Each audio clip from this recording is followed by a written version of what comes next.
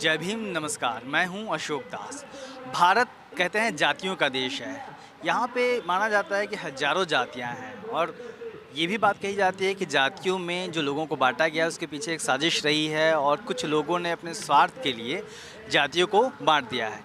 लेकिन अब वो जब जातियाँ शिक्षा ग्रहण करने लगी हैं और उभर के सामने आ रही हैं तो फिर अपना इतिहास ढूँढने लगी हैं और तमाम जातियाँ जिनको पिछड़ा माना गया था, जिनको दलित माना गया था, उनका इतिहास अब ज़मीन के गर्भ से सामने आने लगा है।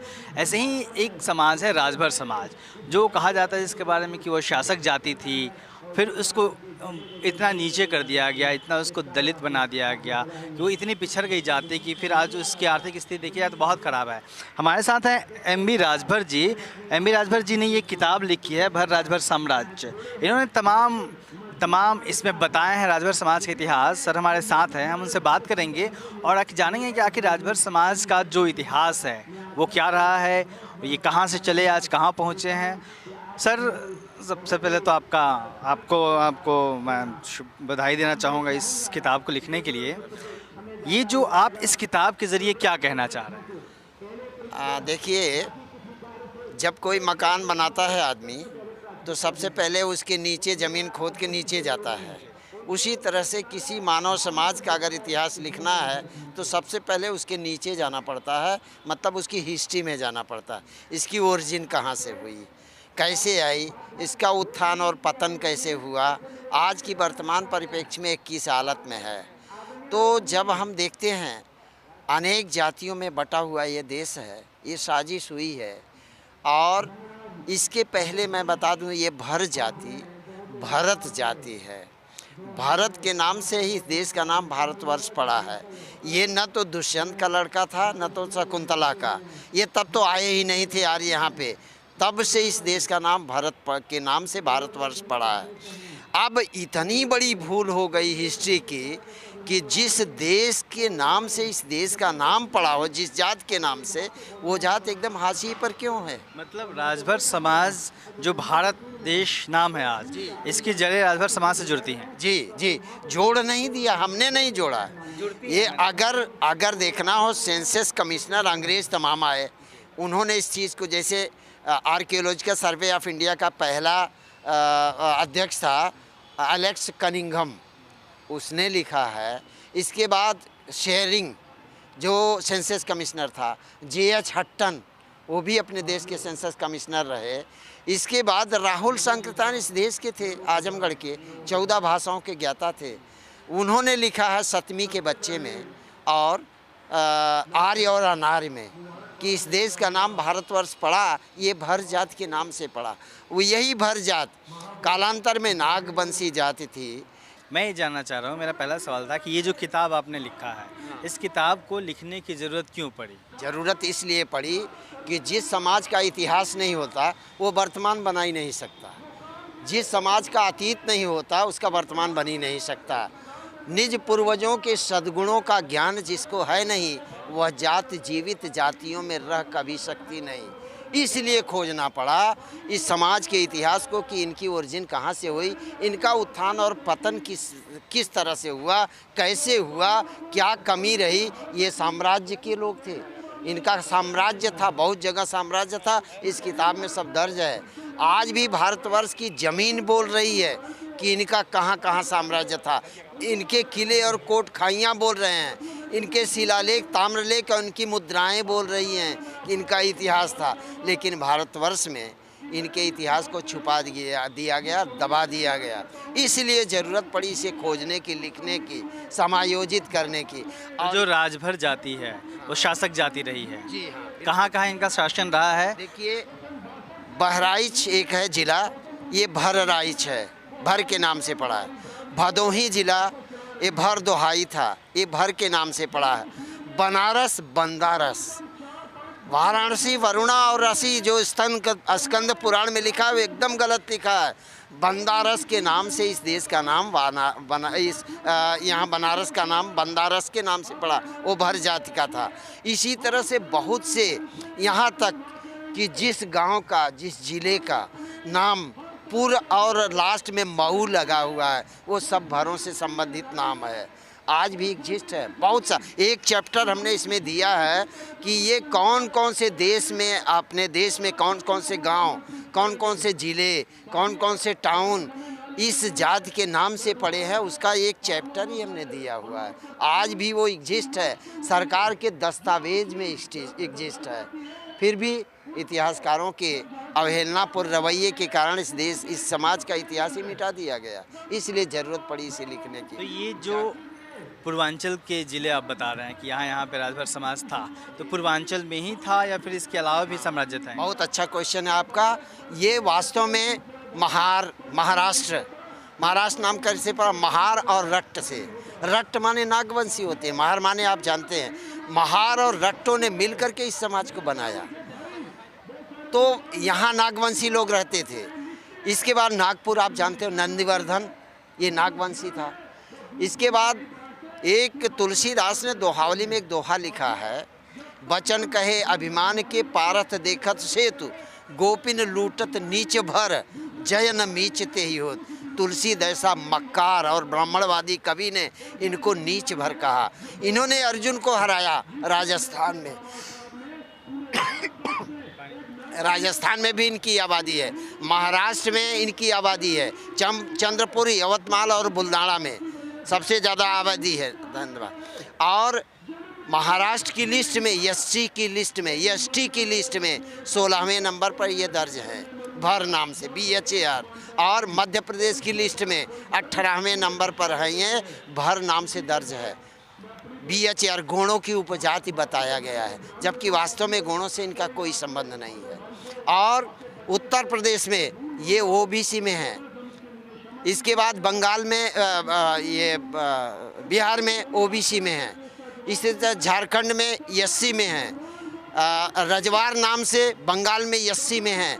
ये विभिन्न प्रांतों में इनकी आबादी है। आज जो हरियाणा है, पंजाब है, यहाँ पर OBC की लिस्ट में है। तो ये विभिन्न प्रांतों में है। आसाम में इनकी बहुत अच्छी आबादी है। आसाम में KN भर साहब हैं, यहाँ वहाँ पे अच्छी आबादी है। तो ये प्रदेश हमारे देश के विभिन्न प्रांतों में ये आज भी है, लेकिन विभिन्न नामों से। इनकी एक तो 53 उपजातियाँ हैं। 1931 की जो जनगणना है उसमें 153 उपजाति भरों की बताया गया है। ये सेंसस कमिश्नर हट्टन ने लिखा हुआ है। तो सारी चीज़ें हैं, ये पूरे देश के विभिन्न प्रांतों में हैं। ये आपने कहा कि शिलालेख हैं, मुद्राएं हैं जो ये साबित करती हैं कि राजभरों का अपना साम्राज्य रहा है। ये कहाँ से सामने आई है? ये देखिए, KP जायसवाल एक हुए थे, आर्कियोलॉजिकल सर्वे ऑफ इंडिया के प्रेसिडेंट हुए थे, इंडियन, बंगाल के थे, इंग्लैंड से उन्होंने PhD किया था। उन्होंने आर्कियोलॉजिकल सर्वे ऑफ इंडिया की 1933-34 की जो रिपोर्ट है, उस रिपोर्ट को एक बुक बनाया है। उस किताब का नाम है ancient history of India 150 to 350। ये 150 से लेकर 350 ईस्वी तक 200 वर्षों का इतिहास भरों का है, भारशिव नाम से। ये किताब, आपको ताज्जुब होगा, ये किताब मद्रास यूनिवर्सिटी में क्लास में प्रेस्क्राइब बुक है। यूनिवर्सिटी ने प्रेस्क्राइब में उस सिलेबस में रखा है। ये हिस्ट्री उत्तर प्रदेश की है, ये मद्रास में पढ़ाई जाती है। पुनर्नवा किताब डॉक्टर हजारी प्रसाद द्विवेदी बलिया के, उन्होंने पुनर्नवा किताब लिखी है, जो बलिया से लेके बनारस तक जो भारों की लड़ाई हुई है अन्य जातियों से, इसका इतिहास है। ये किताब गुजरात यूनिवर्सिटी में, अहमदाबाद यूनिवर्सिटी में प्रेस्क्राइब बुक BA में पढ़ाई जाती है। ये सारा उत्तर प्रदेश का इतिहास एक जगह मद्रास में, एक जगह गुजरात में पढ़ाया जाता है, लेकिन यहाँ नहीं पढ़ाया जाता। उसी KP जायसवाल की किताब में सोने के सिक्के दिए गए हैं। इनके सोने के सिक्के चलते थे, इनकी मुद्राएं चलती थी, इनके शिलालेख हैं, उसमें सारी चीज़ें ब्यौरेवार दी गई हैं। ये सरकार का दस्तावेज है, मेरा नहीं। लेकिन दुर्भाग्य है कि BD महाजन, ये दिल्ली का राइटर हैं, अब डेथ हो गई उनकी, वो BD महाजन जी किताब लिखी है जो MA में पढ़ाई जाती है इंग्लिश में, हिस्ट्री ऑफ इंडिया। उसमें एक चैप्टर नागभार शिवा डिनेस्टी में जोड़ा है, उसमें कुछ राजभरों के नाम, राजाओं का नाम गिनाया है। इसके अलावा किसी ने भी इस समाज के इतिहास को टच नहीं किया, इतना बड़ा भेदभाव किया। तो साम्राज्य की बात हो रही है, तो मैं आपसे पूछूं, कहाँ से कहाँ तक फैला हुआ था साम्राज्य और किस वक्त था, वो कौन सा दौर था? देखिए ऐसा है कि बिम्बिसार का नाम आप सुने होंगे, है बंसी राजा, जो 16 जनपद थे गौतम बुद्ध के समय। भारतवर्ष का पहला राजा, इतिहास में एक प्रश्न आता है, आईएएस में पूछा गया था, भारतवर्ष का पहला ऐतिहासिक राजा कौन है? उसका नाम बिम्बिसार है। बिम्बिसार, आप मालूम है, बिम्बिसार से ले करके ये 543 ईस्वी से ले करके और 156 ईस्वी बीसी तक इनका राज रहा है, मगध से लेके बनारस तक। यहाँ तक कि ये कौशाम्बी प्रदेश इन्हीं के राज के अंतर्गत आता था। एक चैप्टर है, आप शुरुआत का इतिहास, एक चैप्टर है वंश, आप वो पूरा भरों का हिस्ट्री है। इसके बाद इनका कहीं इतिहास नहीं मिलता। 150 से लेके 350 ईस्वी तक काशी में, मिर्ज़ापुर में, मथुरा में और ग्वालियर में इनके 36 राजा हुए हैं, जो जिनके सिक्के चलते थे। प्रवर सेन से शुरू होता है और भवनाग दिगनाग तक चला जाता है। भूतनंदी इनका लास्ट राजा था। इसके बाद शुंग वंश का लास्ट राजा कब हुआ? ये लास्ट राजा हुआ 153 ईस्वी में, 350 में, सॉरी 350 ईस्वी में इनका लास्ट राज गया है। इसके बाद ये बिल्कुल शांत रहे। ये जो राजा सुहेल देव का नाम आता है बार बार, है ना, जब भी राजभर समाज का कोई कार्यक्रम होता है, तो इनकी क्या भूमिका रही पूरे राजभर समाज में? देखिए ऐसा है कि भारसी वंश का जब राज चला गया 350 ईस्वी में, तो जगह जगह पे हमारे राजाओं ने, हमारे लोगों ने अपनी सेना बना करके अपना साम्राज्य स्थापित किया। सबसे पहले अयोध्या का भरद्वाज राजा था, और आप देखेंगे जौनपुर का जो किला है वहाँ राजा केरार था। केराकत जो नाम पड़ा है वो केरार की छावनी थी, केराकत के नाम से पड़ा है। ये पहला राजा था। इसके बाद लास्ट राजा हमारा मनियार हुआ, जो 1556 ईस्वी तक हमारे राज रहे हैं, मनियार अवध का। इसके बाद बीच में तमाम राजा हुए हैं 676 वर्ष, 676 वर्ष तक इनका राज रहा है।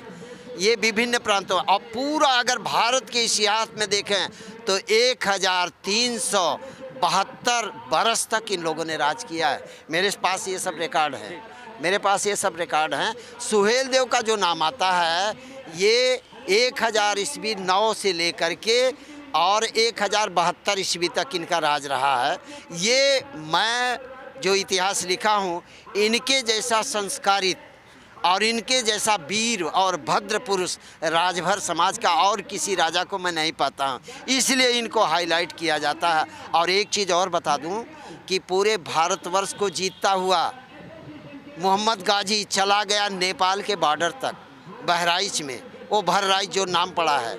अगर सुहेल देव हार गए होते तो भारतवर्ष को पूरा उसके कब्जे में हो गया होता, लेकिन सुहेल देव ने बहराइच के बॉर्डर पे जाकर के उसको मारा, यानी देश के बॉर्डर पे जो नेपाल से अटैच है वहाँ पे मारा उसको, और दिखा दिया कि हमारे देश को जीता नहीं जा सकता।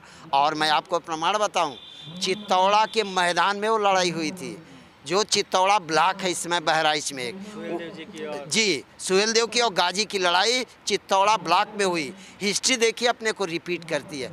महाराणा प्रताप जब आए तो उनको याद था कि जिस तरह से सुहेल देव ने चित्तौड़ा में पराजित किया था मुसलमानों को, मैं भी अपने किले का नाम चित्तौड़गढ़ रखूँगा। उन्होंने प्रेरणा लिया यहाँ से। और एक चीज़ और बता दूँ, महाराजा सुहेल देव का किले का नाम चारदा है। ये चारदा क्या है? चार सद्दा। ये सियालकोट में पड़ता है, पेशावर के बगल में। चार सद्दा ये हमारे नागवंशियों की राजधानी थी। हमारे महाराजा सुहेल देव जो के याद था कि जिस तरह से हमने वहाँ पे राजधानी कायम की थी, उसी तरह से हम अपनी चारदा में अपनी जो है राजधानी बनाएंगे, चारदा नाम से रहेगा। तो इतिहास एक दूसरे को याद रखता है। सर, ये पतन का क्या कारण था जो साम्राज्य था, राजभर साम्राज्य, और कब हुआ ये? ऐसा है कि जब पहले तो आर्यों से इनका युद्ध हुआ, ये लड़ते रहे, फिर भी अपना साम्राज्य, ये आर्य जब आए 1500 BC के पहले, ये 2500 वर्ष 3000 वर्ष के पहले जब आर्य आए तो इनका सबसे पहले लोहा तो सिंधु घाटी में हुआ, वो आप जानते हैं। उसी पर ऋग्वेद लिखा गया। ऋग्वेद क्या है? ये आर्यों और अनार्यों का युद्ध है, उसी को ऋग्वेद में श्लोक के रूप में दिया गया है। इसके बाद ये जब मुसलमान आए तो इनका युद्ध बराबर मुसलमान मुगल नहीं, मुगल तो एक पर्टिकुलर हो गए, मुसलमान में मुगल भी आते। मुगल कौन होते हैं? मंगोल के रहने वाले। अकबर का खानदान मुगल बोला जाता है। सारे मुसलमान को आप मुगल नहीं बोल सकते। खिलजी वंश को मुगल नहीं बोल सकते आप, हाँ, दास वंश को मुगल नहीं बोल सकते आप। तो इनसे बराबर युद्ध होता रहा, युद्ध होते होते, और ये बड़े ताज्जुब की बात है कि भारत की अपर जातियाँ जब इनका युद्ध मुसलमानों से हो रहा था तो उनका साथ देती थी, मुसलमानों का साथ देती थी। मैं आपको एग्जाम्पल बताऊं, अकबर के 9 रत्न थे, उसमें 4 पंडित थे, टोडरमल, बीरबल, तानसेन और भगवान दास। हमारा कोई आदमी, छोटी जात का कोई आदमी कभी नहीं बना, ये उनके साथ में थे। ये कभी तो गुलाम थे ही नहीं। पहली बात ये है, चाहे मुसलमान आए, चाहे अंग्रेज आए, चाहे कोई भी आए, कभी ये गुलाम थे ही नहीं। अपने को ढाल लेते हैं इस तरह। और हम लोग लड़ते रहे यहाँ तक कि जब हमारा साम्राज्य चला गया, युद्ध में हार गए, तो हम जंगलों का रास्ता पकड़े। हमारी शिक्षा दीक्षा सब चली गई, यहाँ तक इतने नीचे चले गए, कबीला बना करके हम गांव-गांव पे टूट पड़ते थे, डाका मारते थे। अनाज खाने के लिए, कपड़ा पहनने के लिए हम गांव में अटैक करते थे और लाद करके घोड़ों पर ले जाके जंगल में हम खाते पीते जीते थे। हमारी शिक्षा दीक्षा सब कुछ चली गई। इसके बाद हमको क्रिमिनल टाइप्स एक्ट, अंग्रेज़ों ने जब देखा कि ये तो कहीं भर हैं यहाँ पे, तो मालूम पड़ा हाँ ये चोर हैं, ये चोरी करते हैं लोग, तो इनको क्रिमिनल टाइप्स एक्ट में डाला। लड़ते लड़ते हमारी शिक्षा चली गई, हमारी दीक्षा चली गई, हमारे सभ्यता और संस्कार चले गए, जंगली व्यवहार करने, यहाँ तक कि हमारे लोग मुसलमानों के डर से अपने घर के दरवाजे पर सूअर तक पालना चालू कर दिए ताकि मुसलमान अटैक न करें। बाल विवाह करना चालू कर दिए, हमारी बड़ी जवान लड़कियों को उठा ले जाते थे। कितना बड़ा दरिंदगी किया गया इस समाज को, इसलिए बाल विवाह तक हुआ, बाल विवाह भी चला और सूअर पालन भी चला उनसे बचने के लिए। बचते बचते आज इतने हम हैं, इतनी चीज़ हमने झेली है, झेलते झेलते तब आज भी बहुत, कितने तो 153 उपजातियों में बट गई है। अपने अपने सभ्यता और संस्कृति के अनुसार ढलने लगे सारे लोग। नहीं तो आप ये कह रहे हैं कि राजभर समाज अकेले 153 जातियों में बटा है। हाँ आज भी तो लेकिन मूल तो इसका एक ही होगा। मूल एक ही है, मूल एक ही है। उसके कारण है, आप J.H. हट्टन को पढ़ेंगे या विलियम क्रुक को पढ़ेंगे, एथनोलॉजिस्ट को पढ़िए, किसी अंग्रेज को, कब टूटी जातियाँ, कैसे टूटी, इसका पूरा विवरण दिया गया। रजवार के लोग आए हैं यहाँ, रजवार कैसे, वो प्रोनाउंसिएशन में फ़र्क है, RAJWAR। तो बाबा साहब ने जो 199 पेज पे, आप पढ़िए, बाबा साहब writing in speeches first volume 199 page पे बाबा साहब ने दिया हुआ कौन कौन सी जातियाँ इनसे टूटी हैं, इनकी जनसंख्या कितनी है, कहाँ कहाँ रहते हैं, लिस्ट बनाई है। और गवर्नमेंट ऑफ इंडिया एक्ट 1935 बाबा साहब ने उसमें वर्णन किया है। उसमें 9 कैटेगरी जो बनी थी, हमारी बहुत सी उपजातियों को उसमें रखा गया है। लेकिन हमारे दुर्भाग्य है कि हमारे समाज के कुछ लोगों ने कहा कि हम तो राजा थे, हम बड़ी जात में आते हैं, इसलिए वहाँ से निकाल दिया गया। ये इतिहास का भोग रहे हैं हम, और आज उसी की डिमांड कर रहे हैं हम। तो आज के वक्त में आप कहाँ से चले थे, आपने बताया, फिर किस तरीके से नीचे आए, अभी राजभर समाज की क्या स्थिति है और वो लोग उठने की जो कोशिश कर रहे हैं, उनका जो थोड़ा सा आगे बढ़ें, फिर ये किस वजह से बढ़ पाएँ, और अभी जो उनकी जो अहम डिमांड है ना, आगे बढ़ने की या फिर जो पहचान अपनी कायम करने की, उसके लिए ये समाज क्या कर रहा है? देखिए, शिक्षा ही एक ऐसा माध्यम है जिससे सारी जानकारियाँ मिलती हैं। ये जो आज चल रहा है, ये पढ़े लिखे लोग इस ज़रूरत को समझ रहे हैं। ये एम्प्लॉइज़ लोग जितने हैं, ये लोग समझ रहे हैं कि हमारी वैल्यू क्या है, हमारी हिस्ट्री क्या रही, हमको क्या होना चाहिए, संविधान में हमको अधिकार क्या दिया, हमारे अधिकारों का हनन कहाँ हो रहा है। तो इसलिए ये सब अब एक निर्णायक युद्ध के लिए तैयारी कर रहे हैं कि संविधान में जो हमको अधिकार दिया गया है, वो अधिकार हमको मिलता क्यों नहीं है। धारा 15 से शुरू होती है आरक्षण की व्यवस्था, 342 तक चली जाती है बीच बीच में। इन धाराओं को आप देखें तो एकदम उपेक्षित है हमारा समाज। और मुझे ये कहने में कोई गुरेज नहीं है कि एससी की जो बात करते हैं, एससी भी अभी अपलिफ्ट हो गया है, लेकिन हम उसकी जगह जो खाली हुई है हम वहाँ पहुँच गए हैं, जीरो पे हम पहुँच गए। हमारी विकास दर एकदम जीरो पे पहुँच गई है। तो हम चाहते हैं, मांग तो हम नहीं करेंगे, मांग करते करते हम थक अभी गए। कितनी पॉपुलेशन होगी देश भर में इस समाज की? हमारे अनुसार 1.5 करोड़ पॉपुलेशन इनकी उत्तर प्रदेश में है। सब मिला के 3.25 करोड़ आबादी हमारी है इंडिया में, इसमें भर नाम से।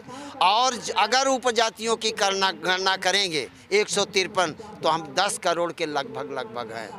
पूरे भारतवर्ष में 10 करोड़ हैं भर और उनकी उपजातियों को लेकर के। ये भरिया है, मध्य प्रदेश में बहुत अच्छी आबादी है। रजवार हैं, राजवंशी हैं, तो बिहार हैं, चंदेल हैं, परमार हैं, परिहार हैं। इन सब की गणना आप कर डालिए तो हमारा 10 करोड़ के लगभग हमारी आबादी पड़ती है। तो ये थे हमारे साथ एम.बी. राजभर साहब। भारत में जातियों को क्यों बांटा गया है, शायद एम.बी. राजभर जी की इस किताब से और इन्होंने जो भर समाज का इतिहास बताया उससे ये साफ़ हो जाता है कि किस तरीके से जो गौरवशाली जातियाँ थीं, जो शासक जातियाँ थी भारत की, जिसका दावा आज तमाम जातियाँ कर रही हैं, उनको मिटा के उनके इतिहास को उनके इतिहास को उलट के रख दिया गया, जिससे अब ढूंढ के निकालने की कोशिश हो रही है। और एक और बात जो निकल के आई सामने कि राजभर समाज शायद एक ऐसा समाज है जिसको ओबीसी, एससी और एसटी तमाम प्रदेशों में अलग अलग कैटेगरी में रखा गया है। लेकिन जैसा कि सर ने बताया, जो जातियों का स्वर्णिम इतिहास इन्होंने बताया, जाहिर सी बात है कि इस समाज को जो युवा है अपनी जाति को जान के उस पर गर्व महसूस करेगा। कैमरामैन वीरेंद्र के साथ मैं अशोक दास, दलित दस्तक।